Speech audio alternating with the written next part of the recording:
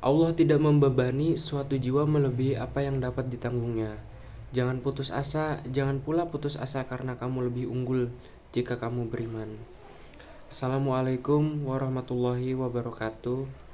Perkenalkan, nama saya Muhammad Faris Adi dari Universitas Diponegoro. NIM saya 440 222 650085. Di sini saya akan mempresentasikan tentang Al-Quran, sumber hukum yang pertama. Al-Quran sebagai sumber hukum Islam. Allah menurunkan Al-Quran kepada umat manusia melalui Nabi Muhammad SAW sebagai kitab suci terakhir untuk dijadikan pedoman hidup. Al-Quran yang tidak dapat diragukan lagi sedikit pun di dalamnya mengandung petunjuk-petunjuk yang dapat menyinari seluruh isi alam ini. Sebagai kitab suci sepanjang zaman, Al-Quran memuat informasi dasar berbagai masalah termasuk informasi mengenai hukum, etika, sains, antariksa, kedokteran, dan sebagainya. Hal ini merupakan salah satu bukti bahwa Allah dan kandungan Al-Quran bersifat luas dan luwes.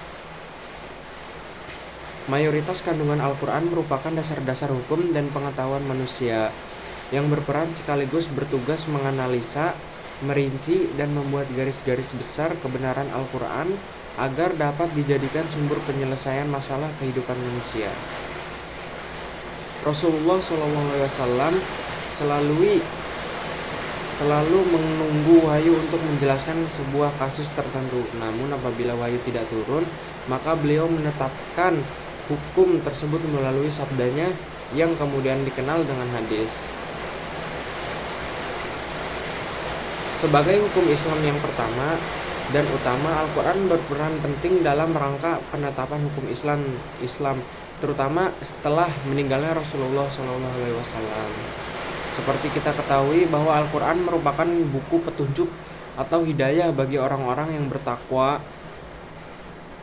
yaitu orang-orang yang percaya kepada hal gaib, yang mendirikan sholat, yang menginfakkan sebagian rizki mereka, dan meyakini adanya akhirat. Satu hal yang juga disepakati oleh seluruh umat Islam dan menjadi pembahasan pokok makalah ini ialah kedudukan Al-Quran sebagai sumber hukum Islam kapanpun dimanapun, termasuk seharusnya Indonesia. Pengertian nama dan turunan Al-Quran.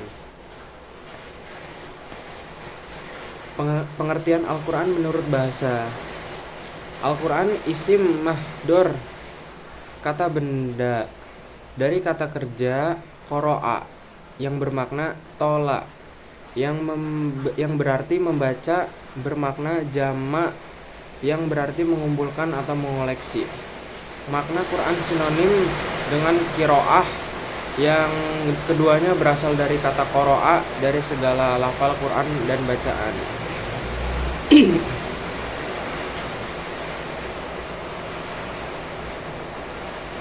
Bismillahirrahmanirrahim. Inna alaina jam'ahu wa qur'anahu fa idza qara'nahu fattabi'u qur'anah. Sesungguhnya atas tanggungan kamilah mengumpulkannya Al-Quran di dadamu dan membuatmu pandai membaca. Maka bila kami telah selesai membacakannya, ikutilah bacaan tersebut. Pengertian Al-Quran menurut syariat. Al-Quran adalah kalam Allah yang diturunkan kepada Rasulullah SAW melalui malaikat Jibril, diawali dengan surat Al-Fatihah dan diakhiri dengan surat An-Nas. Membaca Al-Quran adalah ibadah. Kata kalam sebenarnya meliputi seluruh perkataan, namun dari selain Allah seperti perkataan manusia, jin maupun malaikat tidak dinamakan Al-Quran. Allah telah menjamin untuk menjaga Al-Quran dari upaya merubah, menambah, mengurangi, ataupun menggantinya. Bismillahirrahmanirrahim. Inna nahnu nazzalna dzakara wa inna lahu lahafizun. Sesungguhnya kamilah yang menurunkan Al-Quran dan sesungguhnya kami benar-benar memeliharanya. Nama-nama Al-Quran. Alkitab, yaitu Kitabullah. Alkitab merupakan sinonim dari kata Al-Quran yang artinya kitab suci sebagai petunjuk bagi orang yang bertakwa. Nama ini diterangkan dalam Al-Quran surat Al-Baqarah ayat 2. Al-Zikri artinya peringatan. Nama ini diterangkan dalam Al-Quran surat Al-Hijr ayat 9. Al-Furqan artinya pembela. Nama ini diterangkan dalam Al-Quran surat Al-Furqan ayat 1. As-Suhuf artinya lembaran-lembaran. Nama ini dijelaskan dalam Al-Quran surat Al-Bayyinah ayat 2. Pembagian surat dalam Al-Quran. Tiwal, yaitu 7 surat yang panjang. Ketujuh surat yaitu Al-Baqarah, Al-A'raf, Al-Imran, An-Nisa, Al-An'am, Al-Maidah, dan Yunus.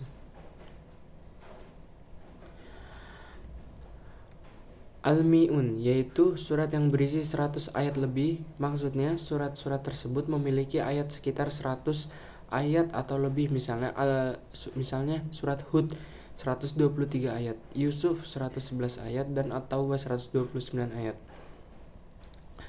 Al-Matsani, yaitu surat-surat yang berisi kurang dari 100 ayat. Misalnya surat Al-Anfal 75 ayat, Ar-Rum 60 ayat, dan Al-Hijr 99 ayat. Al-Musaffal, yaitu surat-surat pendek seperti Al-Ikhlas, Ad-Duha, An-Nasr, dan surat-surat seperti kebanyakan ditemukan di dalam juz 30. Proses turunnya Al-Quran. Turunnya Al-Quran merupakan peristiwa besar karena Allah menurunkan Al-Quran kepada Rasulullah SAW sebagai petunjuk dan pedoman hidup manusia. Al-Quran pertama kali turun pada malam Lailatul Qadar yang merupakan pemberitahuan kepada malaikat-malaikat bahwa Allah memuliakan umat ini dengan risalah baru agar menjadi umat paling baik. Inna anzalnahu fi lailatul qadr. Sesungguhnya kami telah menurunkannya Al-Quran pada malam kemuliaan malam, yaitu malam Lailatul Qadar. Sejarah turunnya Al-Quran. Allah menurunkan Al-Quran melalui perantara malaikat Jibril sebagai pengantar wahyu yang disampaikan kepada Nabi Muhammad SAW di Gua Hiro pada tanggal 17 Ramadan ketika Nabi Muhammad berusia 41 tahun. Surat tersebut adalah surat Al-Alaq ayat 1 sampai dengan 5. Sedangkan ayat terakhir Al-Quran pada tanggal 9 Zulhijjah tahun 10 Hijriah yakni surat Al-Maidah ayat 3.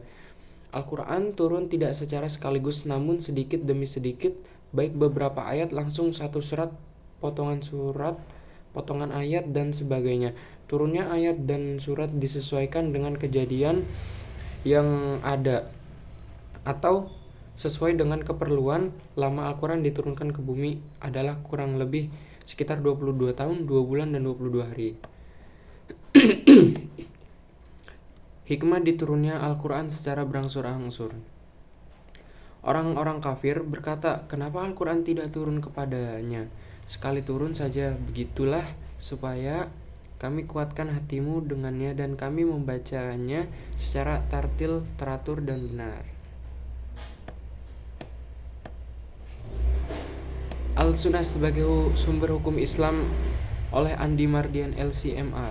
Al-Sunnah adalah sumber hukum Islam yang kedua, salah satu kajian yang penting untuk dipelajari lebih mendalam. Pengertian Al-Sunnah. Secara terminologis, para ulama berbeda pendapat dalam memberikan Al-Sunnah sesuai dengan perbedaan dengan keahlian masing-masing. Para ulama hadis mengatakan bahwa Al-Sunnah adalah setiap apa yang ditinggalkan atau diterima dari Rasulullah SAW berupa perkataan, perbuatan, ketetapan, akhlak, atau kehidupan baik sebelum beliau diangkat menjadi Rasul maupun sesudahnya. Seperti tahanut, berdiam diri, yang dilakukan di Gua Hiro atau sesudah kerasulan beliau.